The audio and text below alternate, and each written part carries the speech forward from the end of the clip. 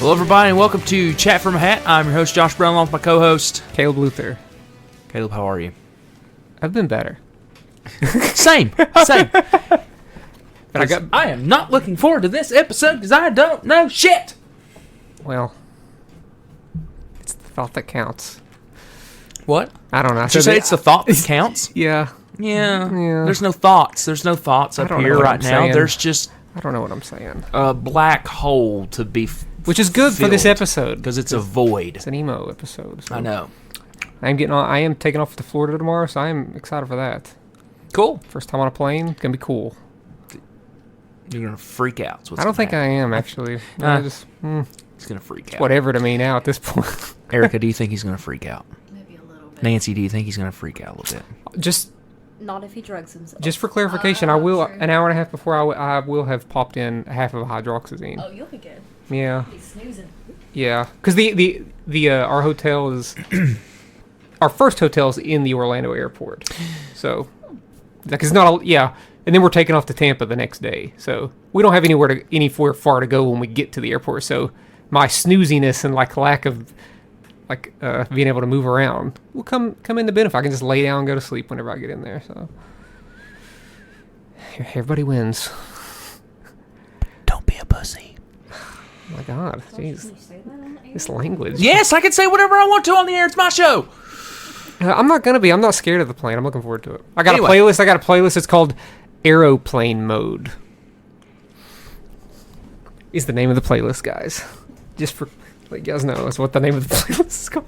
Yes, it is mostly soft rock, yacht rock from the 70s. Welcome. Because I want to be vibing up in the air. Welcome, new listeners, to the last episode of Chat from a Hat. Because there won't be a host after this. Because it's going to be a murder Stuck in Florida. I agree. of He's gonna one get Caleb eaten by Luther. whatever is in the forest at night. Whatever's lurking past dusk or whatever it was that thing said. Alligators. Alligators. Got yourself a gator there. Yeah.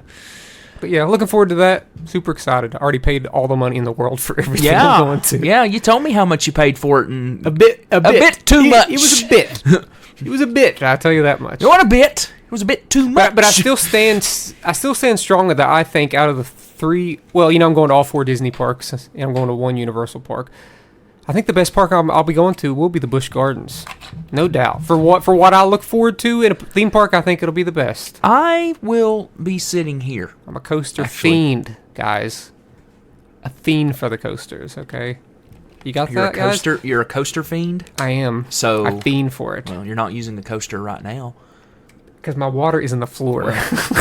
You can use a coaster in the floor. Just for the record, I do drink room temperature, so it's not making any dent on anything. So you know that. Of all people, goodness, what's next? What is that? Went to Record Store Day. We did. We went Saturday. to Record Store Day. Got there at about 6:20. About 6:30 when we got there, wasn't it?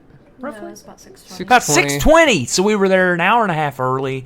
Apparently, people had been camped out since 1:30. 1:30. Crazy. Why? Why? For what?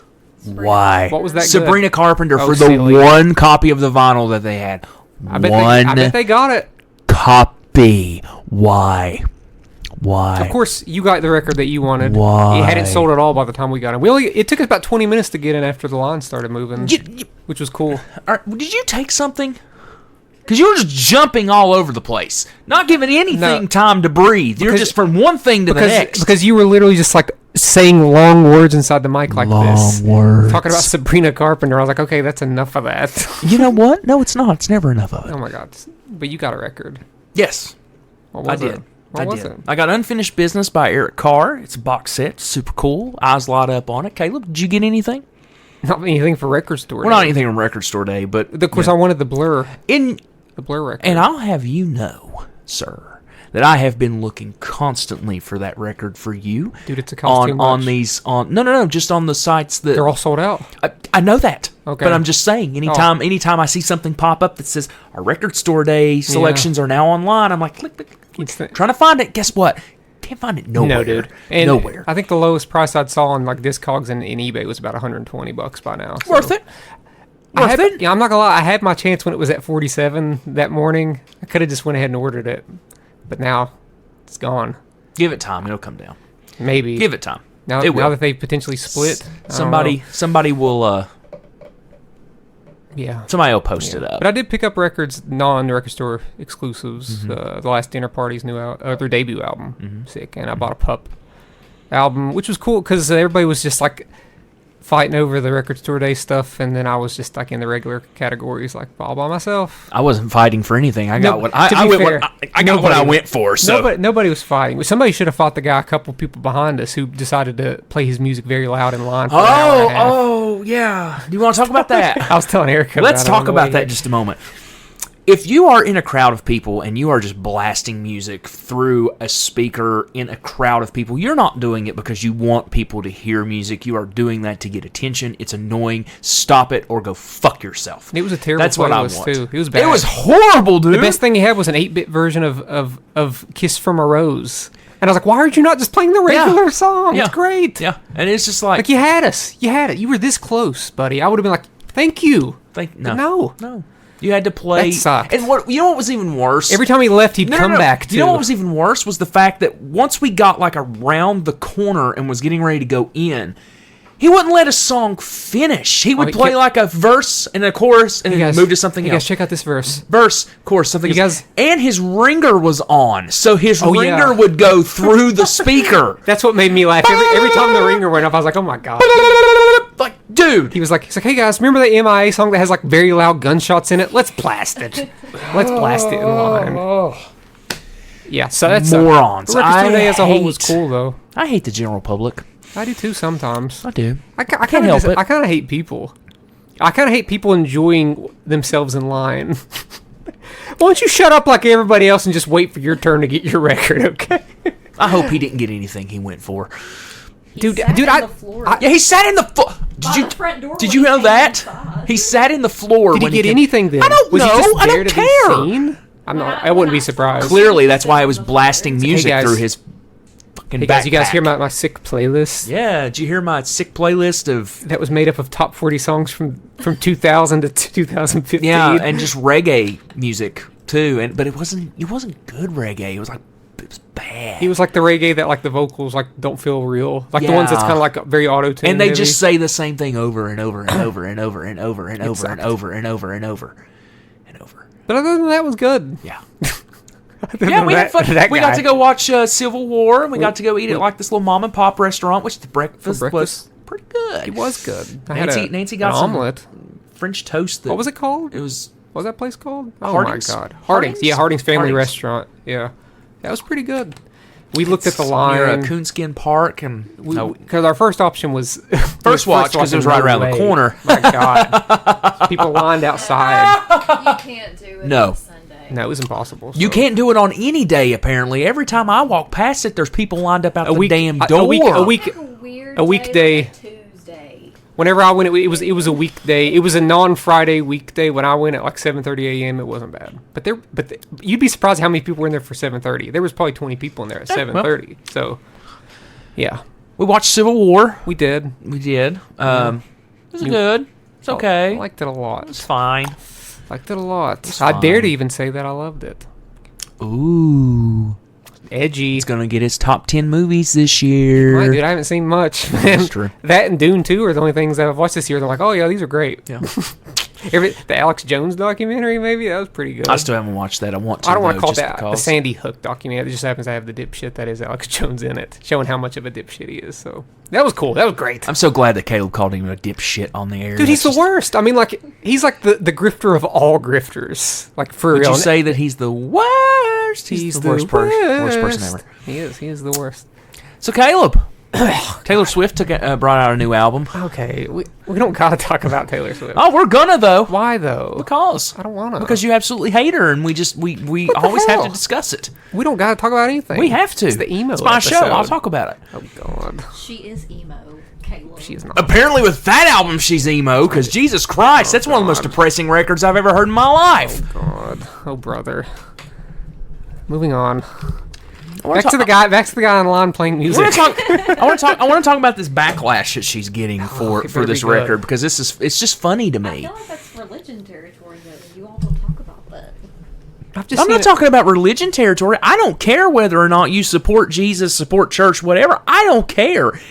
I don't support Jesus. Supporting Jesus. You know how you support Jesus with your money. Yeah, that's how you support the Jesus offering, with your sir. Okay. I know. I'm gonna start passing around an offering plate. Everywhere I go. At work every day. At work every day. Just hey guys, I've been offering. moved 1,000 times. Would you care to lend a buck? I gotta pay for the movers, aka me. I have to move. The problem with Josh doing that at work is it's just me and him at home, so he would just pass the plate to me to ask for a few bucks. Jesus. Hey Nancy, do you care to give me $2 so I can go get a coffee or something? Go get a cup of Joe. Cup of Job. But yeah, it's like I don't understand.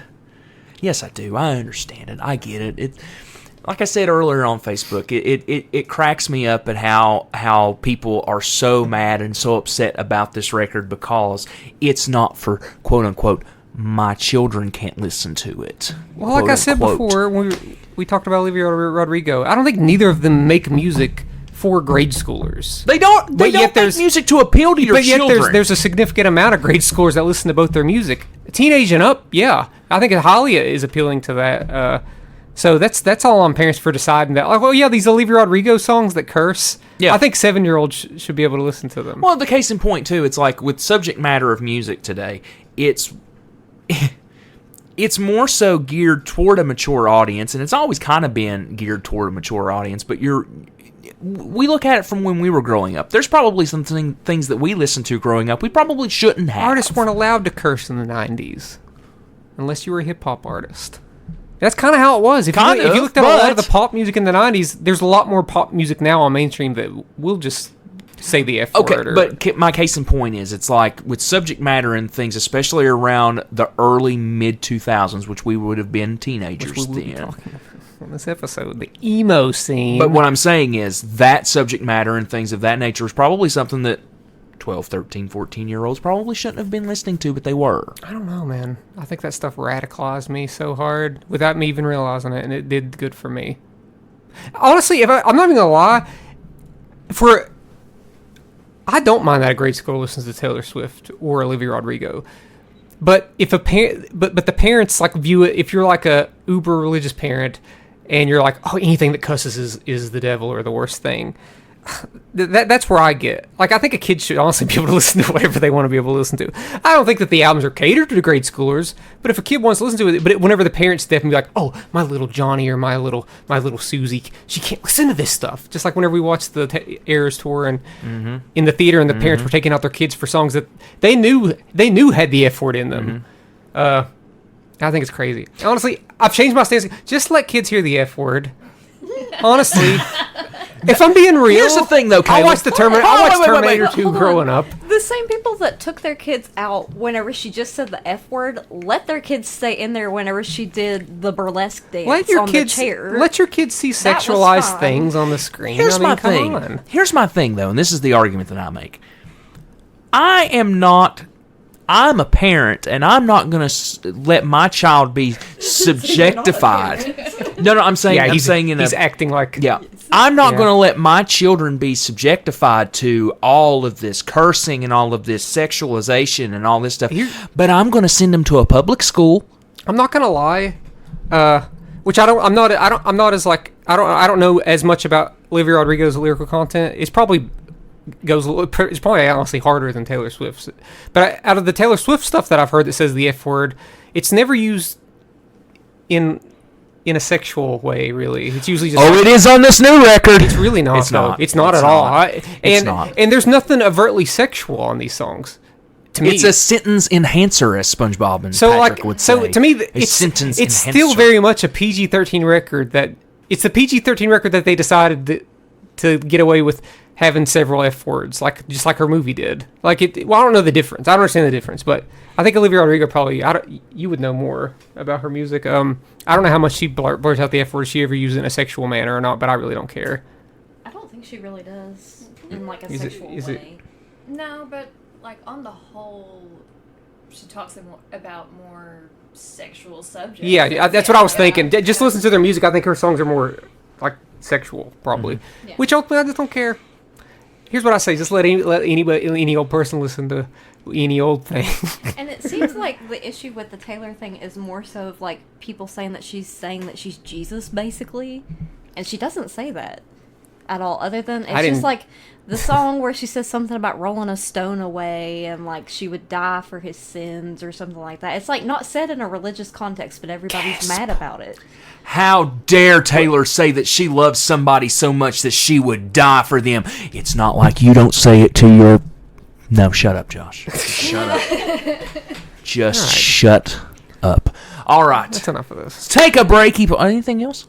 I don't think so. Let's take a breaky poo, and then we'll come back, and we're going to talk... Well, you three are going to talk emo music because I'm just lost. 2000's emo music, to be fair. To the man that picked Fall Out Boy, you should have some things to say. I do have some things to say about them. Other than that, though, you're going to get into people that I have never heard of. So, or if I have heard of them, I can guarantee I've maybe heard 0 songs by them. Let's take a break and get into it. And we're back. And Caleb, we are talking 2000s. Kind of trying to talk 2000s emo here. Hold on, let me fix this. There we go. Okay. There we go. Sorry if you got deafened just now with the movement of the microphone. Did I miss something? No? Okay, good. All right, so we're going to talk... Says her notes over there. No, it's not. Oh, Nancy. No, it's not. I'm getting ready to pull up the email that you sent me.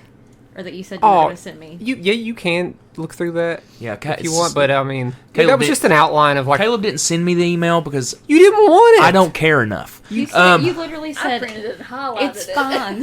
Jesus. By the way, we have people on the show today. They know who they are. Erica Kitchen is on the show. She's been on here before. Just one time. And books. And Nancy, of course, Nancy's back. Nancy's on every other episode. We didn't talk about the TV show theme draft thing, did we? You want to talk about that briefly? Yeah, real quick. I won. Can. Okay, so there we go. You did. I only got like 3 votes. Yeah. A lot of people, which is in character for me. But what's crazy is a lot of people were pissed off that we left off a lot of shows. So we're going to put that back in the hat and do it again. I don't want to do it again because I'm still not going to pick those songs. Don't care about them. Sorry. Even when I tried to relate to the people by picking banger after banger. Guess what? Ha! Kim Possible. Guess what? This is still my show, so it's going to go back in there. We can, I guess. But just for the record, I want to say that I stand by Nancy and her decision to pick the nanny first because I would also have picked the nanny first. Thank you. And guess what? You'd have lost. I don't care. That's okay. That's fine. I thought my Too Many Cooks pick would just...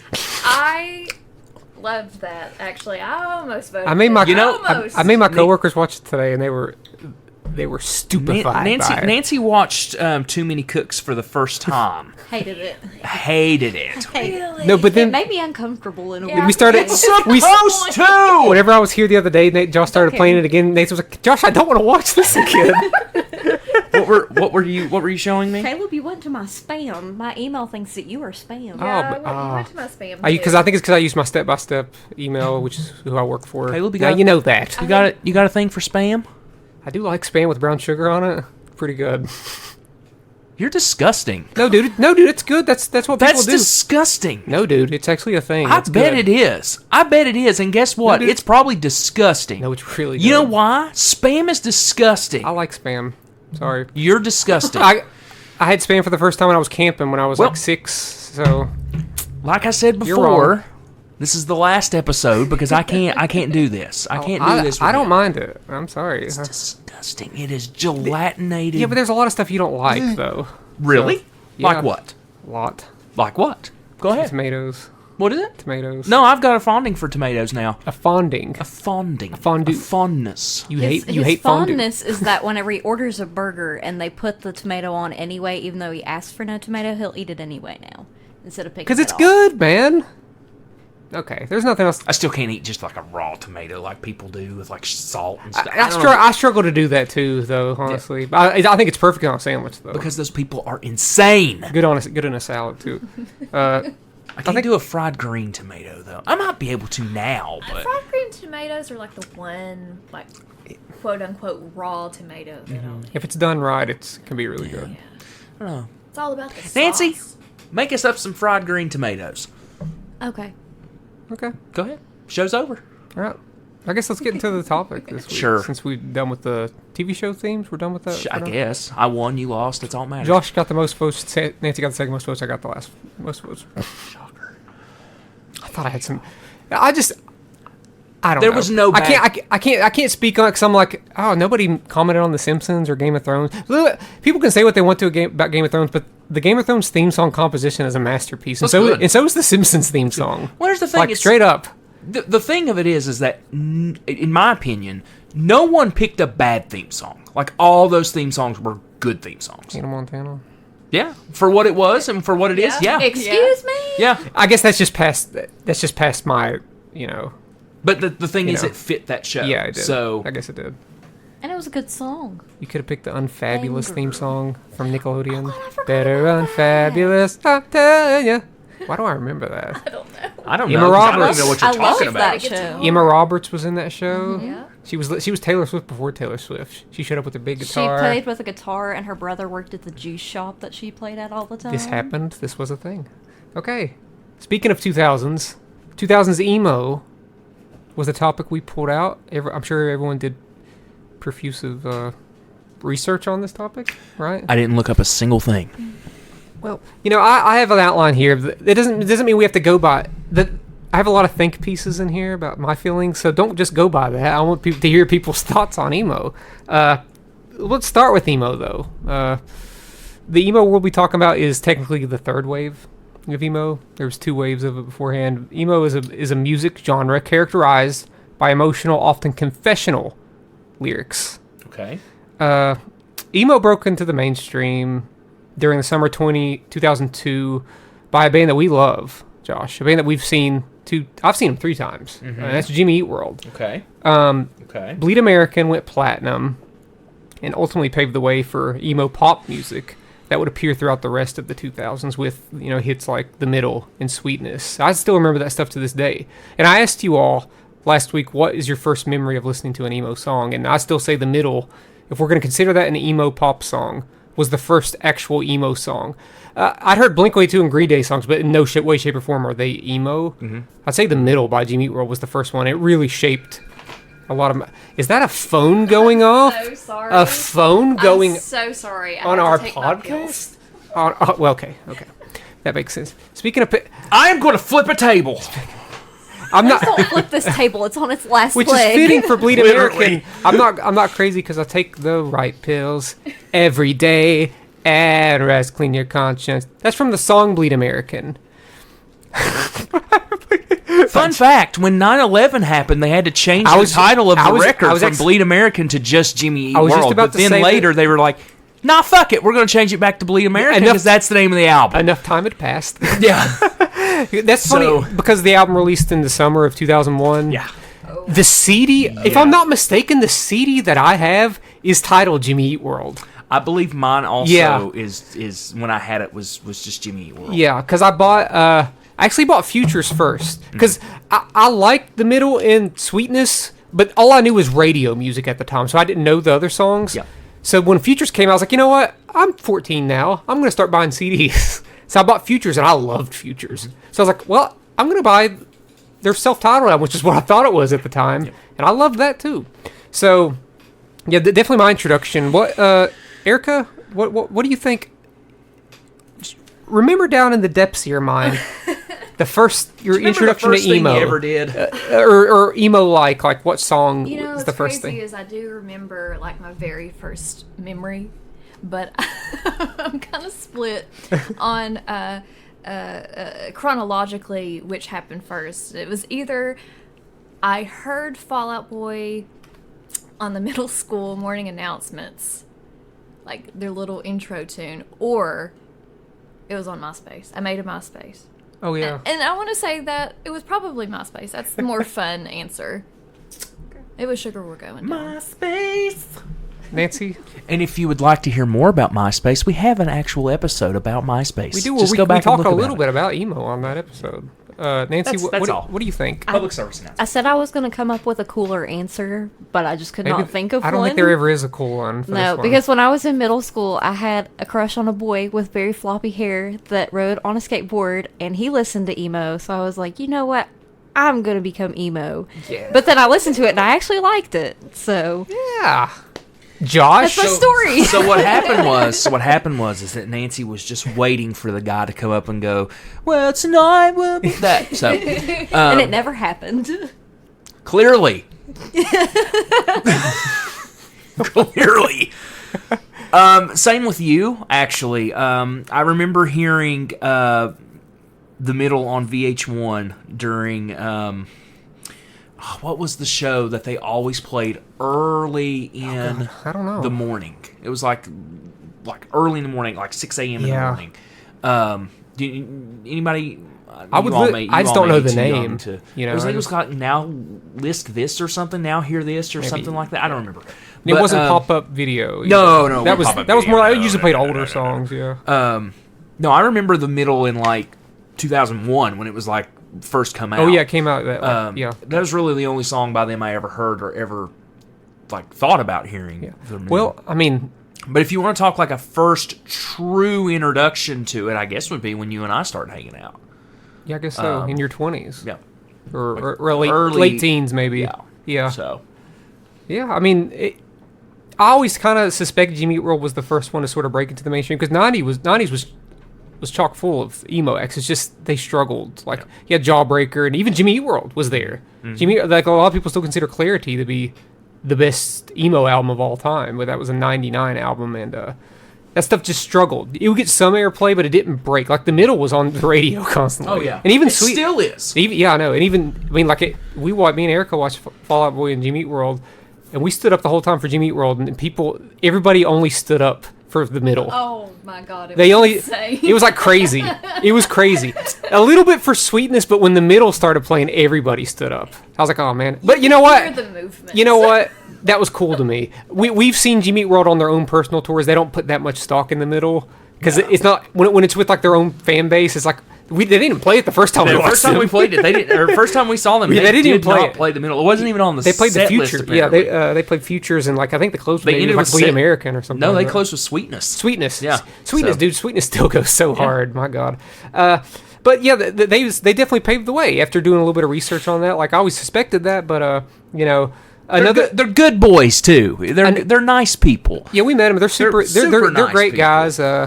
Yeah. So they will always be my favorite emo quote unquote emo band. 'Cause I mean, I don't consider them emo now, really. Not as much, but to some extent. if we're going yeah. into the They 2020s. definitely have emo songs on each album. Yeah, but As a whole, like Futures and Clarity are very emo. yeah, Another artist that broke into the mainstream during this time was Dashboard Confessional, with the success of their album "The Places You Have Come to Fear the Most." Never got that into them, but people swear by them. Nancy loves them. Do you love Dashboard? That yeah. was a guess. It's mostly a solo. It's mostly a solo artist that goes by the name Dashboard Confessional. Like Panic at the Disco, who is also emo. It didn't used Brendan to be. at the Yuri. It didn't used Brendan to. at the it Yuri, didn't- It yeah. didn't used to be that way, and we'll get into That that. sounds like Brandon at the, you Brandon like- at the urinal is what you- that sounded like. So you're into Dashboard Confessional? I never really got. I liked Vindicated. I guess that song Vindicated. What about? Was you ever into Dashboard? No. End of answer. Heck of an answer. Hey, that's enough for me. It's an honest answer. Hey, I never. They weren't. I guess they just weren't my brand, really. You could have just been like, yes, I love them so much. Can't tell you a single song now, but I loved them at that It would time. have been so easy for me to lie, and then I just didn't. Yeah. It's a lot easier to on just tell the truth. You know, on the opposite end of like the pop side of emo, there was a band like Thursday, who I love, who had a darker and heavier. Thursday. They had a darker and heavier style, more in the vein of like post-hardcore, which a lot of people at the time would call screamo. They weren't like so screamo to the point where it was annoying. There'd be a lot of singing and some screaming, but I guess it was screamo. Sure. But Thursday, that whenever they kind of broke into the mainstream somewhat, that style of emo had a huge influence on up and coming emo bands with their debut albums. And these bands that I'm about to list here are some huge ones that I think we all know: Taking Back Sunday, My Chemical Romance, and Coheed and Cambria. If you look at their debut albums, a lot of post-hardcore elements. Especially that debut Coheed album is definitely their most emo album. There's screaming on it. That My Chemical Romance album is very, very emo to the point where I don't even necessarily love it, but I love aspects of it. They really came into their own. I mean, on the In next Keeping album, Secrets also has some screamo. Oh yeah, definitely stuff on it for sure. Yeah, definitely. But I would agree that. But Thursday, I think Thursday definitely paved the way for that set. Because if you were to listen to Thursday's Full Collapse album and Second Stage Turbine Blade by Coheed. Thank you. I could not remember the name of that album. Second Stage Turbine Blade. I was sitting here, yeah, like racking my brain. What is the name of that album? The cool thing about Second Stage Turbine Blade is that Coheed made it as a demo, and then they submitted it to Equal Vision Records and said, "We like this just like it is. Don't re-record it." Yeah. And I like that it has that rawness to it. And it reminds me of Thursday. I got a list of some notable early 2000s albums here. Obviously, Cursive. We're not going to talk a lot about Cursive. I think we have a lot in the past. But Cursive at this time was heavily an emo band. Domestica, that album 2000, probably still their most critically acclaimed album. And but yeah, At the Drive-In has members of like the Mars Volta, breaking into the emo scene. Jimmy Eat World, of course. Saves the Day. Brand New's debut album came out, Your Favorite Weapon, which I never liked. Never liked that album. But apparently people did. I mean, MCR, I brought you bullets, you brought me your love. I saw that at the vinyl for that at Walmart the other day. It was a Walmart exclusive of their debut album. I was like, how on earth is that? What? Yeah, it was bizarre. They've started having Walmart exclusives of like all of their albums lately. Yeah, because I have the Walmart exclusive version of Black Parade. Black Parade. A band called did anybody ever listen to The Used? They had that song Taste of Ink. It was like, is it worth the can you even hear it standing in the spotlight after da da da da da da da. It was a big emo song in the early 2000s. It said the F word, just like Taylor Swift does in her new songs. Oh no. That was groundbreaking at the time, you were guys. listening to that? Only the edited. You are going to hell. Only the edited version, because Walmart had edited versions of CDs at the time. Walmart out here selling parental advisory stuff now. Whoever thought they'd see the day? An interesting band that I thought about when you want to lump bands into the emo pop, because the emo spectrum of the 2000s is very broad. But an interesting band I thought I'd throw in there was the All American Rejects. That debut album with like swing, swing, swing, swing, swing from the tabletop. I think that's emo pop, probably. More leaning towards the pop side of things. And a band like Thrice, which would definitely lean more to the post-hardcore screamo. Thrice. Let's get into I think the peak of emo, which is the mid 2000s. This is where emo I think became the most popular that it was. I think it was very mid. But let it ring out. But I'm counting the mid 2000s as 2003 to 2006. Okay. By this time, it'd become notably more popular, not only in mainstream music, but also in style. The way that people dress. Many emo fans had an appearance of short, dyed black hair with bangs cut high on the forehead, glasses with thick and black frames, and thrift store clothes. Does anybody who dressed emo? I literally just had a core. Did anybody dress emo? I literally just had a core memory. What? I just had a core memory unlocked. Did you? Yeah. Here you go. Yeah.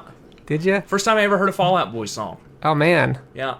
Yeah. They're in this discussion. We'll get to it when we get there. Oh yeah, they're coming up. It just. But let's talk about style here before we talk about like some of the TV shows and channels that like really pushed the emo agenda on people. MTV, My VH1, problem Muse. when I was in school Fuse. was that my hairdresser was my cousin, so she would not ever do what I wanted, and now I thank her for it because I would always take her pictures of like Haley from Paramore with the bangs like up to here, and she would never do it for me. My God. And I thank her for that today. She was looking out for you, maybe. At the time, it would have been cool, probably. Yeah. What about you, Erica? I never had the funds or resources to do it. Like, with that third wave of emo, like, the earlier stuff was very much DIY. Mm-hmm. And then during, like, then Hot Topic happened. Hot Topic happened. It became dark. It became, like, all black. And yeah. I wanted that big teased black swoop raccoon tails type of vibe. I wanted that so badly. I love how alternative hairstyles require so much work. Like, it's so much effort. Yeah. I didn't. Josh, I was going to say Josh. Well, I was very into the emo music, but my style would have never gave it away, even in high school. Yeah. But I liked it all, though. I just didn't dress that way because I couldn't play basketball. Couldn't do it, guys. Parents probably wouldn't let me, and I would be made fun of. You mean to tell me that you didn't have the emo fro? It was just a fro. It was just a fro. One time, now I will say, my sister did straighten it out and made it very emo. And I wore it to school one day, and I was the topic that day. and I didn't like it. I did not like that. I would pay. I did not like that. Money to see this photo. I remember I had to go to basketball practice with it too. It was something, dude. Yeah, it was on heat winds. Ooh, but it was also around this time where TV, where I started to notice more TV programs that would cater towards emo. The music channel Fuse being the biggest one. Yeah. Had programs like Steven's Untitled Rock Show and Daily Download, which mostly played emo music videos. I don't know. I still remember. Never watched that. It sounds familiar, but I don't. Especially Steven's Untitled Rock Show. It would just play mostly like emo or alternative rock videos, and sometimes he'd interview artists. I'm trying to think I watched him interview one band just the other day, like an old video. I want to say it was like Taking Back Sunday or something like that. But Blink 182. I mean, they were on there too. Blink 182's self-titled album almost crossed over into emo. It had an emo aesthetic. I still struggle to call it emo. Yeah. But it definitely was more emo than it was pop punk. In 2003, hardcore punk AFI transitioned into a more emo and mainstream sound with their album Sing the Sorrow, which was a major commercial success. I mean, they were coming off of like a hardcore punk sound, and their style, their aesthetic, and their music was turned into emo, basically mainstream emo, which I actually loved. It's still my favorite album from then. Anybody AFI fans here? Anybody? Yeah. Let's hear it. Let's hear it. Let's talk about Erica it. was off in the distance, and then she was like, Let's "Anybody talk- AFI?" Yeah. Let's talk about AFI. Did you like Sing the Sorrow? I'm a simp for them. Did you like Davey Havoc, the lead singer? Great, unique voice. Did you like Sing Always the Sorrow? changing his look for each album, isn't he? Like, I'd say, kind of. Wasn't he like one of the first people to do on that? Sing the Sorrow, he was very pale, wore makeup, and had Yeah. long hair. But then on the next album, it was like he did something with his That's hair. what I'm saying. It's like like he had a December different- Underground. It was something like for Miss Yeah, okay. Murder. Okay. It was sort of all like about how- December Underground. Really? Sort of like So what how about My Sing the Chemical Sorrow? Romance too did that, Oh man, right? Not What? as I much said as My, December Underground. My Chemical Romance did that too, didn't they? They had like a different look for every album. Or they had a was that different just theme. Like They had a Black different. Parade? They had a different theme on it.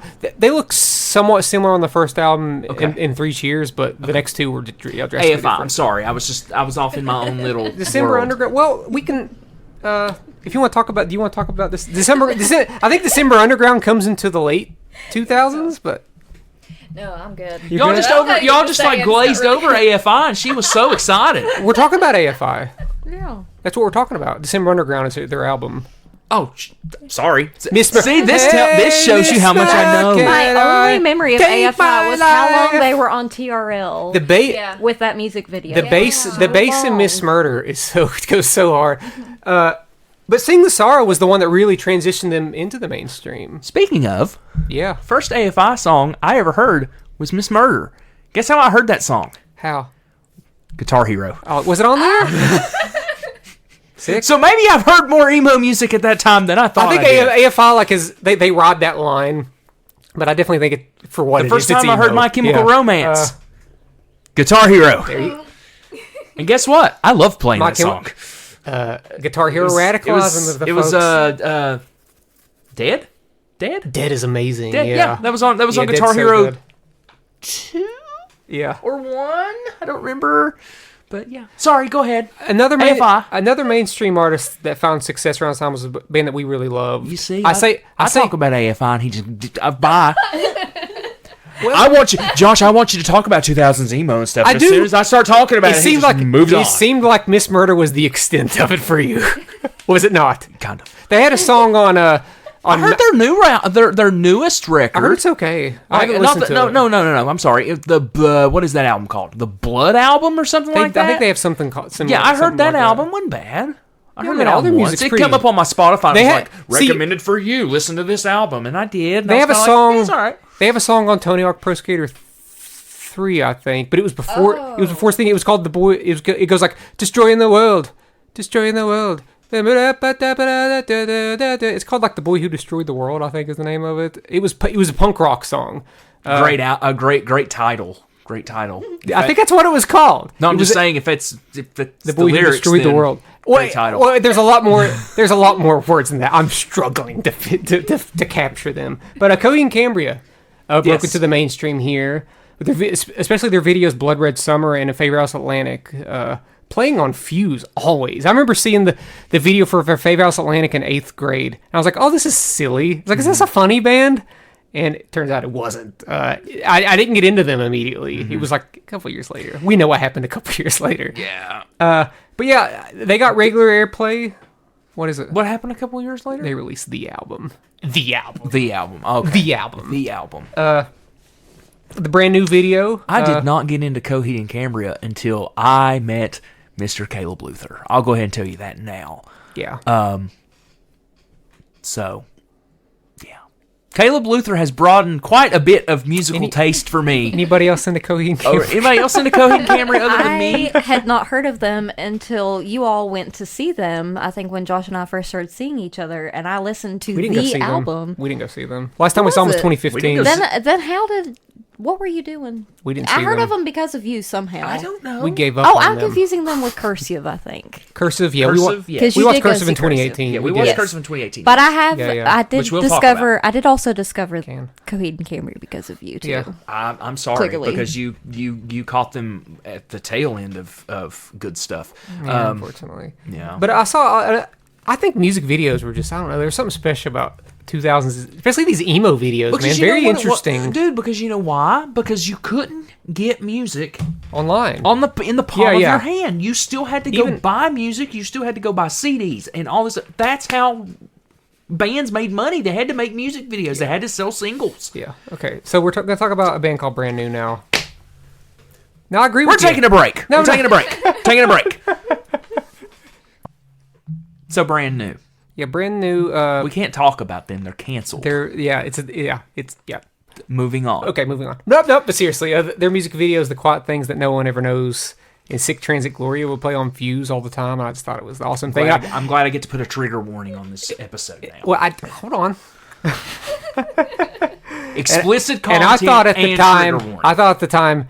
this band is so awesome, they'll never do anything wrong. Is what I was thinking.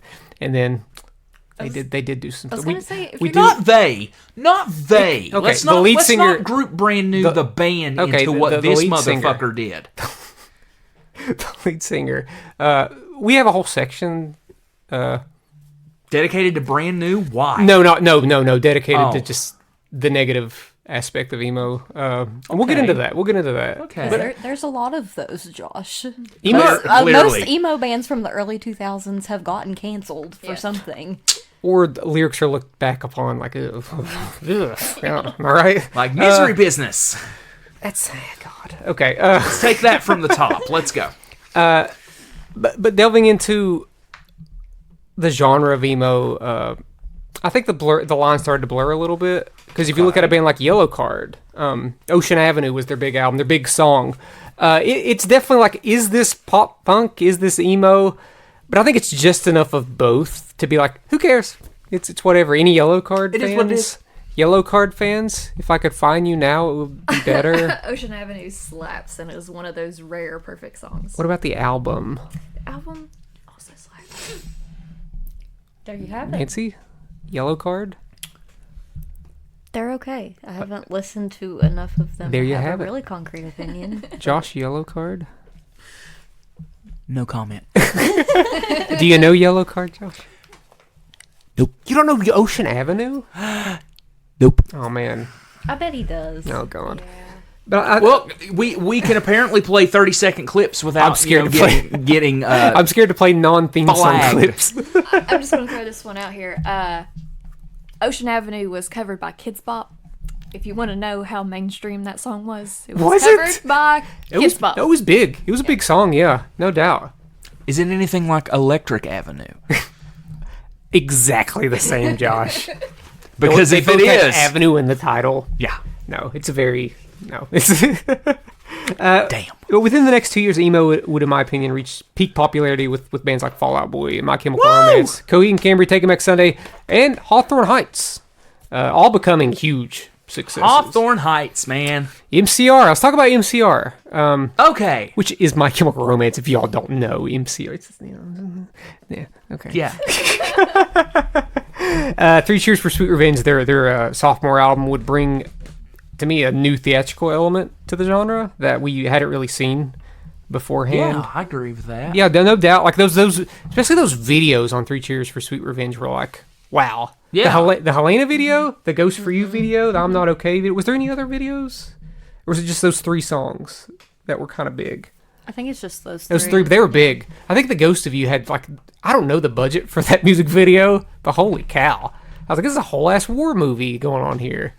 And obviously the Helena video. Helena's probably still, like, maybe with the exception of, like, Welcome to the Black Parade, probably their still, like, most well-known song. I was very into My Chemical. It was very quick too. It suddenly happened. I was like, I am addicted to this band. I don't know if I should be. Their lyrical content is a little sketchy sometimes and dark and whatnot. See? Music that you probably shouldn't be listening to at the age that you were at. No, I think, but I ultimately think it had a huge influence on me musically. But at the time, lyrically, it was like, oh God, I don't know. I'm not talking about. I don't care about it having a physical effect or a mental effect on you physically. I'm talking about you shouldn't be listening to that. I was 14. Where were your parents? No, I was 14. It was fine. I was 14. It was fine. It wasn't that bad, Josh. Jesus God, am I right, guys? Jeez, like you are supposed to. I mean, they were on TRL. There was some. I think there was some very violent imagery in their songs. You mean to tell me that if you mean to tell me that if TRL was still around, that Fortnite wouldn't be #1 right now on TRL, and they would play it constantly, and you would still have the same people bitching and complaining because 8-year-old kids can't sing Fortnite. That's just because people like to complain. What's wrong with that song? Jesus. I'm just saying it's the single. Okay. I'm just saying. Okay, back to My Chemical Romance. We all love them. We all do. We all love them. They're okay. I didn't really start listening to them listening to them until that last song they had come out. And then, even then, I've really only listened to the Black Parade, so, you know. Well, It's a good record, though. Good record. Solid record. Great record. Solid record. I mean, that's...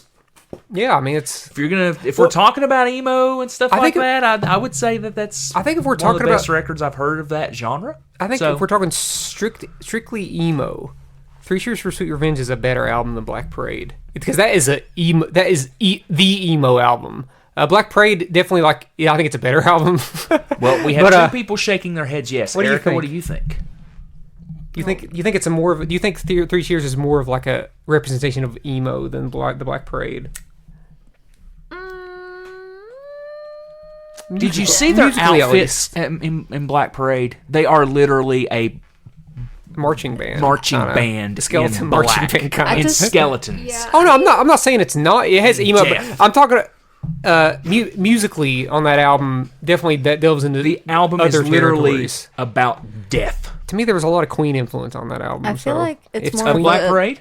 Yeah, no concept. doubt. A lot of Queen I aspects agree on with it. that. Yeah. I'd agree with that. It's like a concept record. Both of more. them, yeah. That's why Three Cheers for Sweet Revenge gets away with its violence, because it's a concept album, guys. Yeah. But if I'm not mistaken, they were like blamed for like a shooting or something. Like they had like that Marilyn Manson effect. I can't remember their response to it, but it was stupid. If you ain't blamed for a shooting, have you Yeah. made it? It's like I know, right? It's like Noel Gallagher. If Noel Gallagher ain't talk shit about you, have you made it in the music business? Speaking of shooting, Because he talks about everybody. a loaded God complex cock and bullet. Fall Out Boy was Out just Boy. right there behind. I came even So- like slightly before their success into the mainstream with From Under the Cork Tree.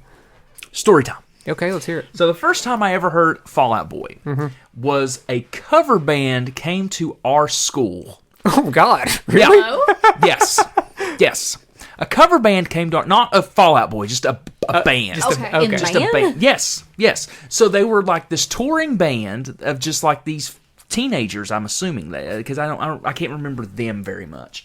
And they opened their set with Sugar We're Going Down. Oh, well. So Interesting. they played that, and then I was a freshman, so this was 2004. And I remember hearing that song and going, yeah, that's not a bad song. I kind of like that song. That's all I ever thought of it. Because I didn't go and try and search out the song because they never said it was a Fall Out Boy song because they opened their set with it. So I didn't know anything about the song. Yeah. Years later, getting From Under the Cork Tree and listening to it, that song's on that album. Yeah. And I'm like, oh yeah, I remember this song. This weird band came to my school and played it. Didn't know it was this band. Didn't know that was the name of the song. See, that music video is everywhere, dude. My little sister at the time was 3 or 4 years old, and she was obsessed. She called it the deer song because the character had the antlers. She's like, "Where's the deer song? We gotta listen to the deer song." And I bought that album, and the deer song. The only emo album I can remember being that obsessed with before that was the 2G Meat World albums that I had bought. I was obsessed with From Under the Cork Tree. Whenever I bought that, I was like, "This is changing my life, guys." A little bit of an overreaction on my part at the time, but for a 15-year-old kid, I mean, that was like really eye-opening to me. When did you get into Fall Out Boy, Erica? Again, morning announcements. Oh yeah. Actually, they had a few songs rotate. It was Sugar We're Going Down, Dance Dance, and Were you their cover of Michael Jackson's Beat It. Yes. I forgot about that. Yep. Oh wow. Yep. Jeez. And then I got on LimeWire and gave my computer a virus, and the rest is history. Yeah. I bought the CDs. What about you, Nancy? Was you into Fall Out Boy? I was. My older sister is closer in age to you and Josh, and so she listened to a lot of Fall Out Boy, and so through that, I also listened to a lot of Fall Out Boy. Since I wasn't technically in their kind of age range when they came out, I still listened to it anyway and really liked it. Yeah. You're like super small. I'm little. I can't help it. That's why I put the microphone in your face so you can. But yes, that was mainly my introduction was through my older sister because she was very into Fall Out Boy, and again TRL, their music videos were always on MTV. Especially, I remember MTV had this show called Making the Video, and then they debut the video afterwards. I remember it had the Making the Video for A Little 16 Candles, a little more Touch Me. Is that what that song's called? A Little Less 16 Candles.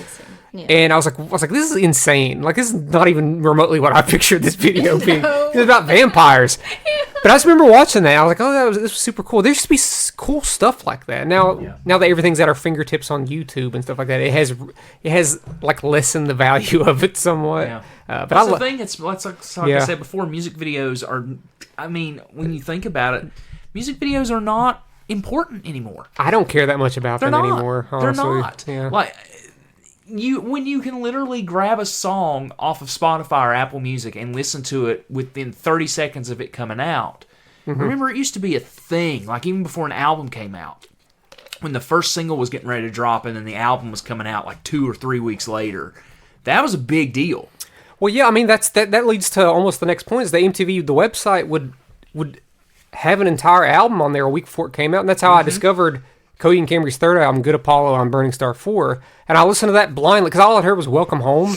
I was like, I gotta check this out, and I listened to it, and it blew me away. I was like, holy cat, this is not the band I thought they were. And I went to Walmart and bought it on release day. Dude, Walmart was a supporter of the indie arts back in the day, man.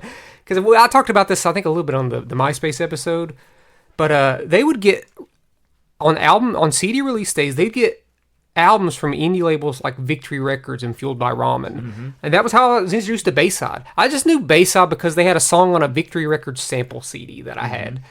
And their self-titled album came out, and I was like, and you could sample it at Walmart. There was a thing you could scan the CD and put on the headphones on. Yeah, I was like, this definitely sounds emo enough for me. I'm going to buy it. And Bayside ended up being one of my favorite bands of the 2000s. Thanks to Walmart. Thank you, Walmart. Thanks, Walmart. Not only could you get Toby Keith and Kenny Chesney and all these other country artists with their big DVDs and all that stuff and their big $200 packages, you could also get Bayside and Coheed. But on CD release Tuesday in my in my early high school days, I'd say between like the ages of 15 and 16, played a big role. I'd be there on that Tuesday buying the CDs. Side point. Okay. CD releases. Oh, Do you boy. prefer that on Tuesdays or Fridays? It doesn't matter to me now. I prefer it on Tuesdays. In high school, I preferred it on Tuesdays, but now I'm just like, whatever. I know that it's more of like streaming day now, kind of, because, I mean, CDs aren't. Yeah. And, I miss and usually when you get your things came record, out on if you get your Tuesdays. record, you're going to get it in the mail a day before or something. That's my You point. pre-order Like, it. like when you ordered things, you Pre-order didn't have an to album. wait like a Yeah. Friday, Saturday, or a Sunday to get, you know what I mean? Like, especially if it came in the Postal Service. Postal Service don't run on Saturdays. I mean, they do, but they're only open for a small amount of time. They're not open on Sundays. Yeah. If something comes out on a Tuesday, you guaranteed to get it either Tuesday or Wednesday. And then back then, that was something. Yeah. Especially when you Yeah. ordered it offline or something like that. Yeah. I only pre-ordered a couple CDs in high school. I mean, one was that Code and the "We No World for Tomorrow" by Code and Cambria. Big letdown. I'm sorry. Yeah, big letdown. But it leads us to my next point in terms of letdowns. Panic at the Disco. I actually loved. Everything past Pretty Odd? Yes. Dude, disappointment. I'm not gonna lie to you. The impact the kind of impact that My Chemical Romance and Fall Out Boy had on me, I'd almost say equal to Panic at the Disco's debut album. I don't feel that way now. I listen to that album and I'm like, I like half of this album. I think the second half of A Fever You Can't Sweat Out is still like kind of awesome. But the chokehold that this album had on me as a 15-year-old kid is just like, I'm like, oh my god, this is incredible. This is the most original stuff I've ever heard in my life. In retrospect, maybe not. But I really loved it. What was your all's feelings of Panic at the Disco when they first... If we want to talk about industry plants, the way that they were just politely placed into our laps out of nowhere was just bizarre. It was just because they became like the MySpace kings out of nowhere. They were on Pure Volume, which is another website that played a lot of emo songs. They showed up on MTV. They showed up on Fuse. Didn't hate it at the time. I was like, you know what? They're making kind of cool, unique music. So, what was your all's thoughts of Panic at the Disco when they first broke into the scene? Any thoughts? I had no idea about them. You didn't know about them. Yeah. Josh was lost in the By shuffle that somewhere. time, okay, here's the thing. By that time in my life, this is what year? 2005. Yeah, I was into oldies music and stuff by then. I didn't give a shit about Josh was listening to none of the this stuff. doo-wop. I was listening. I was listening to the Stones, the Beatles. The Stones? I'm joking. No, but the Yeah. Beatles. I was listening. Josh had, listening to the Beatles. Josh had this thing called good taste in music, while the rest of us kind of had to like work our way through it. I really did. I really did. By this time, We had to work our way through like which bands are actually good. Yeah. Josh skipped the awkward phase of music. I love that for you. No, I had the awkward phase a little later, like in late teens. Like this was when I was starting to discover all this stuff, mostly because of Mine was between the age of between the age of 13 and 16 probably. but what it was though, because they were the funnels, and then I just got the drippings of the good stuff. You know what I mean? like Bayside and Coheed and that sort of stuff. Yeah, Jimmy Eat So World. Jimmy Eat World and that sort of stuff. So I was good with that. Was you there? Was you around when Panic first broke through? Or was it like later? I was there later. I will say that I heard 9 in the afternoon at Walmart, like, sometime last year. I started tearing up at the self-checkout. So, I mean, that's honestly that's a good song. That's though. a great, but great song. like I will never call Pretty Odd an emo album, No. but it is far and away their best album. Pretty odd. Pretty Odd's great. You know what Pretty Odd is? A Beatles album. That's what it is. A little bit. It They are definitely has that literally old trying to 60s be 60s the rock Beatles in psychedelic. that. It's just so much drastically different than there is hints of it in Fever. If that second half of A Fever You Can't Sweat Out, you can see the hints of it. Yeah. And I think a lot of this is powered behind the creative force of Ron Ross. Yeah. He made Panic at the Disco good. Brendan Urie, obviously a very talented vocalist, but I think the songwriting was stronger with Ron Ross, who left after Pretty Odd. Yeah. But yeah, I love Fever. You can't like Build God Then We'll Talk. I think is still one of their best songs. Mm-hmm. That song is something. And I remember feeling very edgy listening to that. Then the music video came out. I was like, I cannot watch this around people. Have you ever seen the video for Build God Then We'll Talk? Holy cow. It is about a mime that gets on stage and does pornographic acts on stage. Yes, I have seen that then, yes. Whenever that came out, Yes. it did not get airplay. Yeah. But it was, I remember it was one of the first videos that I was like, I have to watch this online because they played it on TV. I was like, is anybody watching me? I was like, Mom and Dad cannot see me watch this video. Caleb wasn't embarrassed by it. He was afraid he was going to get in trouble. Exactly. I was not embarrassed by it, but I don't know. It was bizarre. The song itself is dark and Bizarro Land. but yeah, no need for me to go into detail about my actual favorite band from this era because I've talked about them before, but Gatsby's American Dream falls into the emo scene, and they were my favorite band from this era, and I still think they hold up the strongest, and they are criminally underrated. My guess is that there was too many moving parts for an emo band. There's some prog rock, there's some indie rock, there was some power pop, but I think they are the strongest still to this day. I'm Facebook friends with their singer. And every time I post like me in one of their shirts, he likes it, and it's so cool. That's like, cool. Yeah, they were one of the most influential bands for me. So I would almost go along the lines of saying Coheed tried that toward the end. Tried what? Toward like No World for Tomorrow and stuff like that. Tried what? Like tried to make like those sort of elements into their music. Oh yeah. And it didn't work. So yeah. What can you do? Well, should we? Sorry, for Cody. this next part, should we give a trigger warning, or we want to get into some of that stuff, or Yeah. okay, Yeah. So trigger warning. Trigger warning. Trigger warning. There's a couple. I think there's a couple things we're Gonna going to talk about. Gonna give you a second here. I have not read. I don't know what we're getting into. So trigger warning. Gonna give you a few seconds to turn it off. I think I have one thing, and Erica has something. Yeah. Yeah. Oh, It's not. No, hold on. That doesn't. Sexism? Is that what we're talking about? That doesn't involve Erica's thing though, which is probably even a bigger It trigger. also says violence Trigger toward warning. women. Trigger. Yeah. Trigger warning. Self-harm. Yeah. Yeah. Yeah. Coming up. So Okay, so sexism, violence against women, self-harm. You've been warned. Yeah. Here we go. Yeah, I think it needs to be discussed with emo. Honestly, the negative sides of emo. It was likely during this era where the lyrics in emo were the most sexist that they were, and I was eating it up. Daggone it. 15-year-old boy. Bands like these are all the mainstream bands. My Chemical Romance, Brand New. Like Brand New has a song that's basically about date R word. Yeah, and I didn't realize that growing up, and I've just recently realized that reading the lyrics, I'm like, holy cow, this is awful. I'm like, how did I listen to this nonchalantly when I was This a is kid? dark. Yeah. What song? It's called song? Me versus Elvis versus Maradona. Never heard it. So It's a very nice sounding song with just the worst lyrics. Coheed and Cambria, even though you could make the argument, all this is based on a story. Still violence towards women and just violence in general. In what? Everything. Their first three albums. I was going to say, yeah. everything. Yeah, their first three albums are violent. It's about violence. Yeah, because it's about a war, for God's sake. It's sci-fi. It's sci-fi. Even Fall Out Boy to some extent. And Bayside has some songs that Bayside's got some. on those first two albums. I don't implore you, but if you're gonna existing in a crisis in Dear Tragedy on their second album, God, like if they ever wrote songs with some of those lyrics in them now, God, they would. Cancellation for good reasons. This is part of growing as a person. Yeah, but then you have some people, Brand New, some other bands who have not grown as people. Well, with Brand New, the lead singer, that somebody came out and said that he had a relationship with a 15-year-old girl in his early 20s. So, which made a sign of the times. Which made these lyrics like on that song I was talking about, like holy God, whoa. Like even, yeah. Yeah. Warped Tour was a battlefield. That's what I hear about. Where I heard Warped Tour was very problematic. Warped Tour was a tour. I know what Warped Tour is.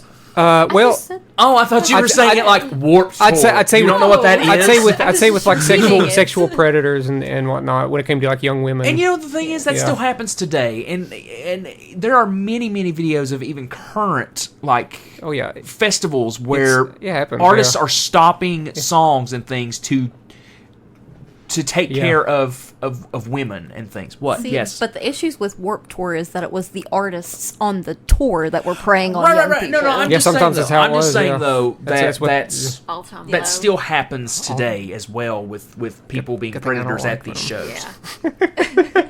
I mean, All Time Low had kind of an infamous. Sorry. The sort of infamous thing that they would do, which is they would collect their underage fans' bras and have them on their tour bus, kind of hung up like garland. Oh my God! All-time That was low. that was a thing. Yeah. Talk about an all-time low. God, Yeah. I don't like that band. I'll talk about them later. But yeah, I didn't know that. Wow. What? Holy cow! Yeah. The actual fuck. At the very If least, you've I don't never think Bayside did anything like that. No, I've never done that. No, I'm just gonna say, if you've never done a deep dive into like all of the things that happened at Warped Tour, then you should, because a lot of people want Warped Tour to come back, and something like that So there would have to really be a should change. not, There would have to be a 'cause there would have drastic to be- change somehow. Like, yes. maybe people. Well, there would be. I feel there would be a There drastic would- there would change be a because we're a change. different society now than we were then. But a lot of people have a lot of nostalgia for those types of things without acknowledging the issues that they And have. Well, that goes with everything. And you could go to say that a lot of the lyrical content played a role in influencing young men or older men to think that this was okay, and that sucks. And that's not to say that some of these like violent lyrics, like especially in the Bayside songs, they're not autobiographical, because they're really about like chopping women's heads off. But it's still wild to see that in songs. Dear Tragedy says something like Y'all that. never make it at a Guar concert. Yeah, that's different. That's different. Y'all wouldn't make it in a 2005 Call of Duty. I will say, lobby, bitches. fortunately, it's a trope lyrically that kind of stayed in the mid 2000s. You don't see a lot of it exist now in that sort of scene. Of No, course, because the scene is dressed canceled like that. the emo, as we know, emo is not like mainstream now. Like, so In our defense, or not in our defense, technically, it was kind of. We even had some songs like that near the end of our band that we were but they were story-driven songs. They weren't like end of our man. Yeah. those songs are squeaky clean. Eradication is not squeaky clean, sir. That's storytelling. It's literally just That's my it's point. literally That's just what about I'm a saying. murderer. Okay. It's Lyrical it's content. art rock. Lyrical content is still questionable today. Song Case is in good. point, Song is great. Tortured Poets Department. Telling me, no, but I think Erica had Right. something she wanted to cover that she knows way more about than I do. Yes, 'cause please. It's just something that I vaguely knew about. Go ahead. Okay, so like a lot of my middle and high school experience was colored with this perpetuation that the emos, like all they do is wear black, cry, listen to sad music, and cut themselves. Yeah, I'd heard that. Yeah, In high school, that's what I had heard too. Yes. I never really thought about it because I Yeah. didn't care so much, but I had heard that. Most people as thought well. that. Yeah, that's what I'm saying. Yeah, Like, yeah. yeah. You know, we were teenagers and we didn't really like investigate like the root cause of that. You know, school of thought. Sure. And, you know, like teens are self-obsessed by nature. I don't know if you've talked to a teenager lately, but Yeah, Yes. Unfortunately, yes. so, you know, like we're self-obsessed at that age, and some of us take it as far as to be like really cruel to people who are struggling with their mental health because other people aren't real. Only my reality is. Only what's going on in my head is real. And that's what matters. But anyway, main character syndrome is not a thing that TikTok invented. It's just how teenagers are. yeah, that's how they are. Sure. Yeah, Sure. But emo culture is kind of intrinsically tied to that visual of self-harm. And one of the things that kind of came out of the movement, I mean, the name derives from emotional hardcore. But a nonprofit organization was started back in 2006 when this guy named Jamie met this girl named Renee, and she was struggling with depression and addiction and suicidal thoughts and, of course, self-harm. And he wrote this, and I would encourage everyone to read it. He wrote this beautiful story about these 5 days that he spent with her before she entered a treatment center, and she is okay now. She's doing great now. But he wrote this story, posted on MySpace. It was called "To Write Love on Her Arms." Okay. And he sold T-shirts to cover the cost of the treatment center. Posted the story, and then eventually it started as like it became a non-profit movement dedicated to presenting hope and finding help for people struggling with self-harm, addiction, depression, etc. And the cool thing is you did start. So we're going to talk about Warped Tour again. You did start seeing Warped Tour acts wearing it. all gear. those Yeah, shirts. yeah. Paramore in particular, they were ambassadors for a little bit. I saw those shirts all the time. I wasn't. I knew vaguely where it came from, but not to that extent. Yeah. And I That's still something. occasionally see it like crop up on Facebook now. Like sometimes where people do those birthday fundraisers and stuff, I'll still see people that do them for to write love on our arms. Definitely a very positive thing and a moment that was viewed upon like very negatively. Yeah, it seemed like anybody who listened to that music, like, what are you gonna do? You gonna go home and cut yourself listening to Fall Out Boy? I'm like, no. Yeah, which like the unfortunate thing that would come from that, because I had like a few other friends in school that identified as emo and were of course young girls, and as young girls you're always impressionable of the things that people say. Yeah. And so I knew a few people who did do self-harm just because of that stereotype of like, oh, you're emo. And like they were going through so much in their own personal lives that like they thought that's what they were supposed to do to be that type of person, you know. And it's very unfortunate that, and it's good that people have moved past somewhat seeing it associated with that. There's still people who will say things like that. So much so that I think that I hate to like call people out like that weren't into emo. No, we call people out on the show. You do it. Well, I'm not necessarily villainizing these people, but people that weren't into. We villainize people on this show.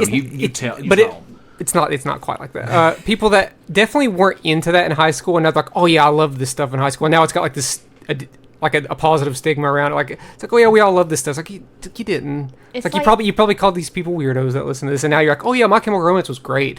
I'm like, did you? Like you were? I don't remember you one bit talking about this in high school. I know you were wearing American Eagle and Aeropostale. Yeah. I know you were. Yeah, it's just one of those things that now people do it because they think that it's the cool thing to do. Yeah, now that it's considered classic. Yeah. Because it's 20 years old or whatever. Like, yeah. But it's whatever. If they want to listen to great music, sure, go ahead. I mean, go listen to Gatsby's American Dream. No, next. no, we gatekeep this music. Fuck them.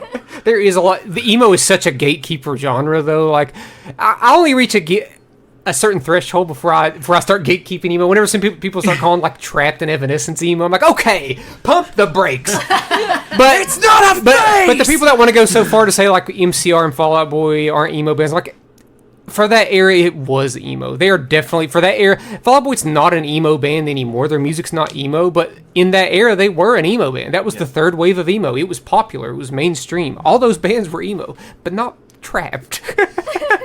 I wouldn't even say Linkin Park, even though the lyrical content was very like upsetting. Like they weren't an emo band; they were a new metal band. I think some of them people would say, "Back off, I'll take you on." God, their singer is I'm insufferable. headstrong. Their singer is an insufferable human being. My God, I know that you are wrong, headstrong. but this is not where you belong. Well, yeah, okay.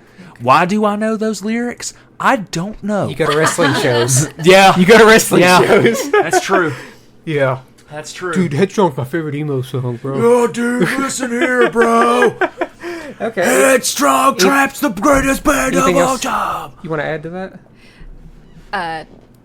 Are we done talking about the triggering stuff? I just, if anybody else has anything that would fall into that category, I don't. I don't. Okay. Trigger warning's over. You're safe. You're good. You're good. You're okay. We don't have to hear We're about. all okay You don't have to hear They're about. still listening. Well, you can also put the timestamps in the actual- description if you want for people. The so real- they can Oh, skip God, over that the real trigger so warning. that they can skip over it and be a still good enjoy the person. rest The of the real episode. The real trigger warning was Josh quoting Headstrong by Trapped. That's why the trigger warning ended after that. Yeah. that means I have to go back and find out where we did it. It's okay. It's not. So basically, you just want people to click off and not come back. It's gonna be okay. I'll get the. Yeah, and guess what? It'll still count as a listen. That's on them. It's okay if they're listening to it and they don't feel if they hear a trigger warning and they feel inclined like, oh, I don't want to hear about that, then they can just exit the episode. Exit if the they want to. episode. I mean, like we've talked about most of everything. Like the only thing that's left here is like the late 2000s. We're exiting. You know what? We're exiting the prime of emo. Oh, Don't say it. Don't do it, Josh. Please don't. Josh, you could just see the look He's on got the Josh's look. face. He's about to say something crazy. I'm gonna do it, do guys. the hand on his shoulder to tell him he needs to calm down. Just don't do it, Josh. So let's go. Let's dive into the late 2000s. This is the end. 2007 to 2009. I think by the end of the decade, I started to find myself more annoyed with the genre than thrilled by it. You know what annoys me? What? Don't do it. He's He's gonna do it now. I like how you responded, "What is it?" and then realized, I realized, no, don't no, do it. you don't want that. Do it. Don't do it. It annoys me when you wear things that don't color match. Oh God. But yeah, I think the songwriting no longer really captivated me, and very few bands stood out from one another. I had a very hard time distinguishing some of these bands from one another. I'm going to mention some of these bands, and maybe some of you aren't going to like it when I mention these bands. All Time Low, Mayday Parade, and We the Kings. I had a daggone hard time distinguishing the difference between those bands. It just wasn't for me, because it very much leaned into the pop sensibilities of the genre, even with vocalists kind of having a pop star vocal sound. And I was like, okay, I'm over this. I know, Nancy, you like one of these bands, though, if you want to speak about them. So talk about them. I like Mayday Parade. There you go. They weren't problematic, were they? Maybe. I don't think so. I'm going to put an asterisk on that. And say, we don't know. Yeah. If they do, I don't know about it currently. Yeah. Please don't Google it. Just Don't ruin my Google it. day. Don't ruin my day. Mayday Parade, problematic. I was just very into them. Yeah. My older sister was really into. She was really into Mayday Parade and We the Kings. I feel like I want to say that they covered something, because I used to listen to those Pop Goes Punk albums all the time, They're and I probably on think there. that was my introduction to Yeah. them. Was they covered something on there, and then Probably. I just started listening to them after that. Yeah. Was you in any of these bands? Any of those three bands that were all the same? No. Oh my god. Oh no. My God. That was my reminder to take my meds if I didn't take them an hour ago. So we're currently an hour into recording. But screw All Time Low, right? Screw All Time Low. Never. What was their song that they had that was big? It was called like I don't know. I saw. I don't know. I don't care though. It doesn't matter. Who sang Check Yes Juliet? We the Kings. Oh, God, all the same to me. That is the only We the Kings song that I can very vividly remember. Yeah. And that's just Wasn't it? because was Oh, so here we go. popular. Josh has I got know. it. Mayday Parade's controversy is Oh no! He's got it. that their lead singer Oh no! left the band Oh my God! because Oh no! he did not get proper writing credits on the album. So you know what? Good for so him. problematic. Good for him. So I guess. that's the only thing. Okay, that I well, could find. Thank there you God. go. There you go, Nancy. So now I can say I love them, and I still there you love them go. to this day. Well, luckily, there was still a handful of really worthwhile material during this period, like with Fall Out Boy, Circus Survive, Bayside, and Say Anything, releasing, I think, some of their career best work. Yeah, like Foley Do. Well, you had Infinity on High and Folia Do. Folia do. It's their best record. Well, I think Infinity on High is, but You're wrong. we can and put that's okay. we can Outvoted. put Folia Do in there too. Yeah, but Bayside's I think Bayside's The Walking Wounded came out at this time, which I just loved so much. And Circus Survive, a really great emo post-hardcore. What's so funny, guys? I'm spilling my part. A new trigger warning, but a different kind. Oh God! Why are you pointing a gun at me? Jesus! It's a finger gun. Why are you pointing a finger gun at me? A finger gun. Okay, finger gun. A finger gun. I'm gonna shoot him. There are no guns in Bang, this bang. house. And what? I'm gonna put a rubber band on my finger and shoot. And here is basically the mainstream. We'll say mainstream introduction of a band we haven't really talked about on this episode yet, and that's Paramore. Wasn't that into their music, but it was a very nice change of pace for a heavily male-dominated genre. I mean, yeah, because you had both Riot and their albums Brand New Eyes that fell into this time frame, and I know Riot was pretty big. Anybody have anything to say about Paramore? Were you guys big Paramore fans? Absolutely. There you go. There you go. We'll let them have the floor yeah. on this one. The first time I heard Paramore was on a Sims console game, and it I'm not kidding, and it was a Simlish cover of Pressure. Love it. Yeah. Well, there you go. What about you, Nancy? You. I'm a very, very big fan. The first song that I heard, of course, was Misery Business, because that was kind of the most popular Yeah. one. Hell yeah. I prefer Brand New Eyes over Riot, but I do still really love Riot a lot.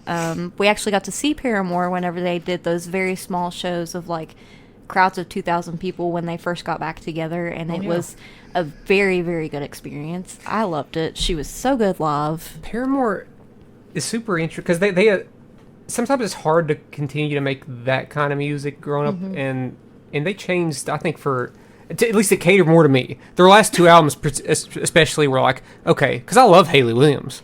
Like her first solo album, I think is like a borderline masterpiece, if not a masterpiece. And of course, like their new album was like post-punk dance. Yeah. That talent was always there. They always had that. I mean, They sound like a new version of Talking Heads. a little bit, yeah. Of course, there's still on that album. There's still a couple of emo-ish type songs towards the end. So I mean, like they still got that in them, you know. Yeah. Brand New Eyes. What was the big songs on that one? The only exception is like the really big one. Is All I Wanted Was You on there? All I Wanted Was You. Was that the last song on there, or one of the songs that on was it? on Yes. Brand New Eyes. Yeah. That's a good. I like that one. I think it's when they started to. I think it was their next album, their self-titled album. That was past 2010 though, wasn't it? It was long. I want to say that it was like the next 17 one after songs. Laughter. No, there was one after Brand New Eyes. Yeah, it was their it's self-titled. Yeah. Okay. That one started to really delve into. I was like, oh, there's some really interesting. Then after Laughter, I was like, oh yeah. And then they actually they just recently changed the cover for the self-titled Did they? album All because too, okay. because of some issues that they had with a former member. Yeah, it's and true. so they changed the photo to just like Yeah. the back of Haley with a jacket on. that says "Grow Yeah. Up." Yeah. Yeah. I have a horror story about Paramore. Oh boy. Oh yeah, he does. So- it's not about the band specifically. Yes, it's not just one about of the their band. songs. It's just a experience. Okay. We went to the what was the name of the convention? We went to a game convention in Tennessee. the Music City. Louisville. No, not that one. This was the one in. No, it was both of them. It was both of them. The first one was the Music City Multicon in Tennessee, and it was like 2 days before we got married. Okay. Then the second time, it's a two-part story because it's a year separated between these two instances. I feel like it's also a continuous story because it continues to happen. It does. Every time It we go does. to a Every time we go convention. to a convention. You cannot set Rock Band up at a convention. And I will tell you why. Because you will hear That's What You Get by Paramore until you want to do one of two things. One, you want to break the game, break the people, or break yourself so you do not have to hear That's What You Get anymore. I wanted to throw myself off of the second balcony when we saw Paramore and they played that song. And I knew that they were going to play it, but I still wanted to throw myself from the second story balcony because I was so tired of hearing it, and I hope I never hear that song again. Specifically, we went with our friends Casey Huffman and Talise, his girlfriend. And so we went with the two of them to the convention in Tennessee. And it was like a retro gaming convention. They had the Rock Band out. And there was the same group of 4 people that played That's What You Get for 3 hours straight because they could not get through the whole song. So we heard that same song for 3 hours. And then the next day, there was a different group of people that were also playing it again. And so our group message with the two of them that we have on Facebook Messenger is called That's What You Get. And every time we hear the song anywhere in any context, either of us, we have to send each other a video. Because when they played it at the show, I zoomed into Haley and then I turned the camera to Josh and forgot it was zoomed in. And so there's just like this big, huge thing of his face just looking defeated. I'm going to have to go back and find that and send that to the two of you because it's my favorite video from the concert. Here's the thing. I could learn that song by ear. I can't learn music by ear, but I've heard the intro to that song so much that I bet you I could go sit down at a piano and just go do-do-do-do and just be done with it. At this point, he basically has war flashbacks every time he hears Yes! the opening of the song. Yes. Wow. I hate that song. I still love the song. And I liked the song before the gaming conventions. And I looked at them and I said, I will pay them to play anything else. Anything. I will go up there right now and say, here's $1. Play something else. I'll give you $5 if you never play it again. Because they would fail the song and then start over. Oh God. Over and over and over and over and over and over and over for 3 hours straight until the people finally kicked them off the game. So that's Josh's Paramore love story. Speaking of hate, these were the bands that I hated in the I late hate 2000s. people. I hate people at gaming conventions. I just want to throw that out there. I have nothing really else to say about the late 2000s, but I did want to name call these bands That you hate? That I definitely hate. Yeah, because Okay. this was the era that I hated the most, and it's kind of carried over because I never really liked. A day to remember. Well, yep, you got a day to remember. Hate them, loathe, entirely loathe. All time low. Hold on. You gotta back up, brother. I hate a You day to gotta remember. back up. You gotta back up. Well, to, I'm- well, you I'm gotta gonna- back up to a day to remember. Well, I was gonna name the bands first Okay. in order. Okay. A day to remember. Okay. Hate them. All time low. Hate them. Cobra Starship. Double hate. I like the couple of songs, Is but yeah, Cobra mostly Starship considered emo? in the genre. Their lead singer came from an emo band, so by default they were plunged into that scene. I don't think they're emo, but they were That's plunged not into how the that scene. works, though. It is though. Unfortunately, in that scene, it was. I was gonna say, Yeah. if you're doing that, then Yeah. City and Color is now emo Well, because he well- was in Alexis on Well, Fire. I meant to mention Alexis on Fire earlier. I know you like Dallas Green, and they were. I'm not gonna say they were a huge screamo band, but I mean I mean, I would consider City and Color an emo band because they are depressing as. it's sad folk, which almost becomes emo. So yeah. Metro Station hated them. I don't know who that is. Mayday Parade hated them. We the Kings hate them. 303, go to hell. But yeah, these were the kind of bands that were kind of bigger on this era. I hated them all, honestly. Thank God for Fall Out Boy putting out some pretty solid material there in the late 2000s. Because God, oof, rough going. And everybody agrees. Everybody hates those bands. I'm just speak. Everybody speak about it now. I've heard of one of those bands, so Metro Station. no. They sing that shake, shake, shake, shake, shake Metro it. Station is made. One of Miley Cyrus's brothers is in Metro Miley Cyrus's Station. brother. Yeah, and we know who the successful Cyrus The sibling brother. is. The brother. Noah Cyrus. The brother.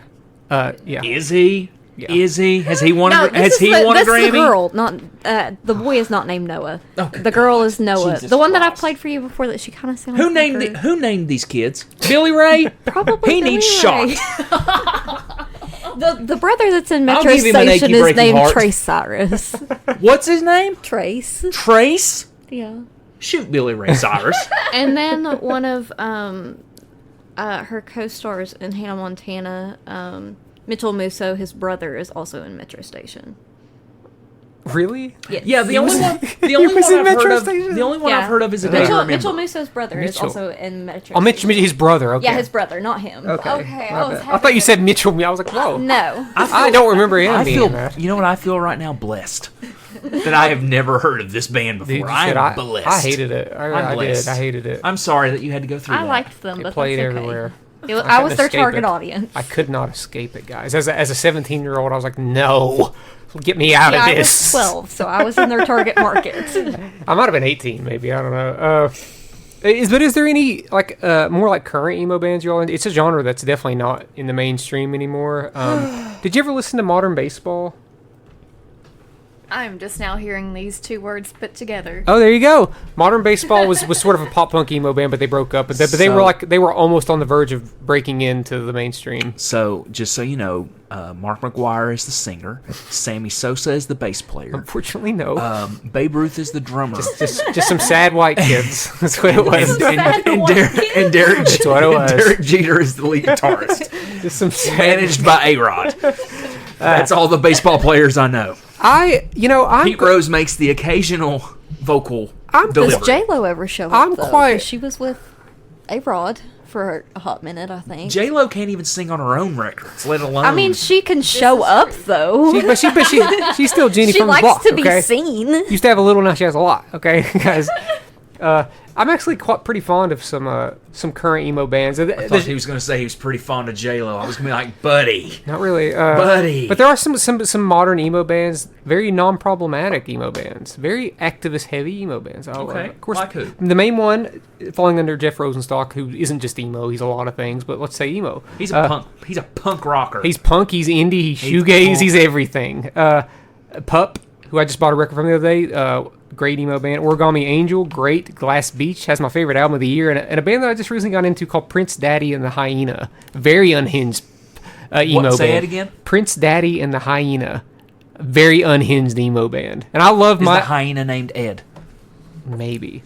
Lion King reference? No one? Yes. No one? But yeah, when it comes to modern emo, it's obviously not as popular. The 2000s, unparalleled in terms of popularity. It broke into the mainstream. I said it before in a past episode, but I think that the Black Parade by My Chemical Romance was the last huge rock album that took over the mainstream. That you'd hear on radio, you'd see music videos of it on TV. I've thought about it. I can't think of another... you can make the argument with that Led Zeppelin riff-off band. What are they called? Greta Van Fleet. Greta Van Fleet, but they weren't like My Chemical Romance, man. Like the Black Parade was so big, man. It was so massive. Because before that it was American Idiot. American Idiot was huge. It was massive, and then the Black Parade came. Both obviously theatrical heavy albums. I would say that your next big musical. We're not talking Imagine Dragons and stuff like that. No, I'm just saying I would think your next big superstar music band, Taylor Swift. That's really it. I'm talking about rock emo bands. Rock emo bands? Yeah. Rock bands? Emo bands specifically. But yeah, the Greta Van Fleet's not an emo band though. Well, the Black Parade fell into rock, so I'll go with just rock, like rock band. Rock bands? Foo Fighters, maybe. Foo Fighters have always been big. I know, but I'm just saying they don't count. They're still there. Like new band though. Yeah, that's what I mean. I can't. I have a tough time thinking of one. Can you think of anybody? Rock has fallen off of mainstream quite a bit. Rock is dead. Yeah. Gene Simmons said it best. Rock is dead. Mainstream rock is dead, but rock as a whole still thriving. It's just you're not going to see it in the mainstream anywhere, unfortunately. I'm gonna gatekeep it. I'm gonna gatekeep Prince Daddy and the Hyena. I can't say because I won't even consider. I wouldn't even consider Greta Van Fleet a superstar band because they had one album and then they brought two out after, and guess what? They didn't. Do their albums are also not critically acclaimed like My Chemical Romance albums were. So I can't think of anybody. I'm struggling to think of anybody. So that just. I stand by my opinion. Black Parade, the last huge rock album that kind of took the world by storm, which is very evident anytime they come back together. It's like, oh, sell out in 2 seconds, cool. Yeah. I guess I'm not seeing My Chemical Romance. Yeah. I hate to say this, and you're going to disagree with me, but I think Ghost has the potential to do that if they continue the stride that they have. I'd say Ghost. The thing that doesn't benefit Ghost is that rock music in the mainstream is different than it was in the 2000s. True. I think if it was like it was in the 2000s, they would be there, no doubt, no doubt, because they're popular enough, no doubt. So yeah, I think they're the closest. Yeah. I'm seeing middle school kids wear Ghost t-shirts the same way. They're very popular. Yeah, no, they're very popular. You know what they are? If they were in the 70s, they would be Kiss. Or Blue Oyster Cult. For the thing of they merchandise themselves to death. Yeah. And in the form of them merchandising themselves to death, they have the theatrical rock band. They have the look. They have the stage presence. They have the music, but then they have the merchandise. They're this version of Kiss. Yeah. They are this generation's Kiss. I know people are going to be like, oh, no, they're not. They're better than Kiss, blah, blah, blah. No, they're this generation's Kiss. They are. I will say whenever we went to Hot Topic during Record Store Day, they had like Ghost jewelry and stuff, and they had like a necklace that was like the stained glass stage. It was super cute. Ever since they leaned Ghost more, is getting ready to make a movie. Ever since they leaned more heavily into their pop sensibilities, they've definitely gotten a lot bigger. Yeah, no doubt. I mean, they're going from playing theaters now. They are an arena rock band now, and their shows sell out everywhere. Yeah. Yep. I'm sorry. There you have it, folks. Ghost is the closest contender to the MCR. They might be right there. So, and they are also concept records. So yeah, a lot of their stuff is concept records. I'm joking. I like Ghost. All right, that's all I got to talk about emo. emo. We covered the whole decade, folks, and then further. For the most part, yes. Prince Daddy and the Hyena. Yeah, Ed. Well, anybody else got anything they want to add? No, I don't. Our next episode won't be for a little bit. I'll be gone to Florida. First off, Erica, where can people find you? I have a Substack now that you should definitely subscribe to. It's free, and I write really irreverent stuff, and occasionally it can be poignant. You can find that at Erica, Erica, Kitch, KITCH.substack.com. You can also pay money, though, right? You can pay money. I don't have that feature enabled yet. You could pledge it if you want to. I feel like I did. Did I You are not giving me any money. I thought I did. Theoretically, you are giving me money, but Oh, okay. no. It's like if I Okay. wanted to monetize it, Okay. then you would be charged. like, But you have not been giving me money. I feel like I went out of my way to. I feel like I went out of my way to give you money. I feel at the like beginning. I am. You did. Okay, just making sure. I did not receive it. Oh, really? I feel like I feel like I am Jeez. I didn't know subscribed that. to it, but I Yes. don't know how it works. I just saw where you can subscribe, and I was like, I'm going to support my friend. You don't I get don't emails? know anything about it. You don't He get just emails? subscribed. I just you'll subscribed. get to emails. it. It Yes. was I told him how to read because we saw the one You about told me how to read. how to read About her time. stuff. I didn't know how to read anything How- until Nancy. How to read her stuff because you had the one about the Starving starving Artist. artist. It was amazing. And so you. he was like, I think I have to subscribe to read this. And I was like, well, I subscribe. And it also had the little pop-up thing come up Yeah. and like didn't make me do it again. And he was like, I'm going to subscribe because I want to support my friend. I appreciate that. You're welcome. There you go. I don't. It'll the new Subscribe. stuff will come right to to your inbox. Oh, cool. See, Yeah, it'll come to your inbox. Yeah. Nancy, where can people find you? Around. What? Everywhere. Peyton Media on all of the things. I'm actually setting up a online storefront that I just started working on today so that people can now purchase like my embroideries and bookmarks and things like Sick. that online and have them shipped to them or come pick them up at the Hive. So And that is PEYTON. yes. Cool. I have a link tree that has all my stuff on it, and it's Linktree, the linkt.ree / Peyton Media WV, which is of course the PEYTON. There's no A in there. Okay. Cool. Do we want to draw for the next? We're off next week, but do we want to draw? No. And I'll tell you why. We can have Erica draw if you want to. Well, what I was going to say was, Okay, is okay. why don't next week when we do our episode? I'm gone, so When are you coming back? I'll be back Wednesday of next week. Oh, God. Okay, fine. Not of next. So we're going to be off for 2 weeks, pretty much. What if I draw and I don't tell anyone? Well, here's the thing. Mystery. We'll have an episode this week. Which is Wednesday. Next week, We will not. I'll be gone. I'll be back the next week, so we'll just be off for a week technically. Yeah. Yeah, there will just be 1 week where there's not an episode. That would just mean vacation. that would just mean the episode would drop late next week, right? I mean, Because we drop episodes on Wednesday, which I means could come in on Thursday and record. We drop it on Friday. He's saying That's to what- take that's what a I'm week saying. off so that you all. We don't could just take the week do off and them then I just come back in on Monday. Yeah. Take the whole week off. Then I come in on Monday and we do what we usually do. Just So a week then it would off. only be 1 Okay. week with Just that a week episode. off. Okay. Yeah. So that we can keep our Wednesday schedule. But here's the thing, though. I'm coming back on Wednesday. Do you want to be okay? So, but then you would only have 4 days to research your topic. No, I would not. No, I'd have Thursday, Friday, Saturday, Sunday, Monday.